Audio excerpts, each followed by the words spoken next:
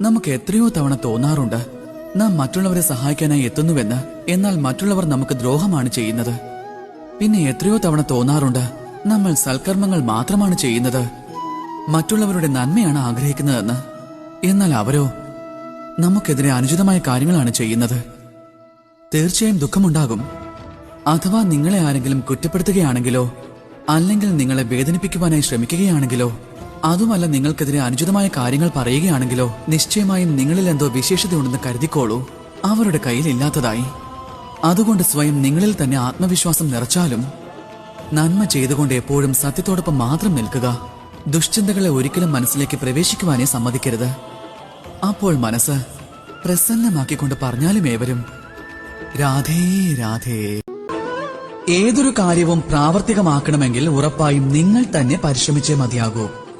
നന്നായി പ്രയത്നിച്ചാൽ മാത്രമേ ആ കാര്യം പൂർത്തിയാവുകയുള്ളൂ. ആഗ്രഹിച്ചതുകൊണ്ട് മാത്രം ഒന്നും സംഭവിക്കില്ല. ആഗ്രഹങ്ങളാണ് സ്വപ്നങ്ങളായി മാറുന്നത്. ആ സ്വപ്നങ്ങൾ സാക്ഷാത്കരിക്കുവാനും നിങ്ങൾ ഉറപ്പായും പരിശ്രമിച്ചേ മതിയാകൂ. നോക്കൂ, നിങ്ങൾക്ക് സ്വപ്നത്തിൽ പറക്കുവാൻ സാധിക്കും.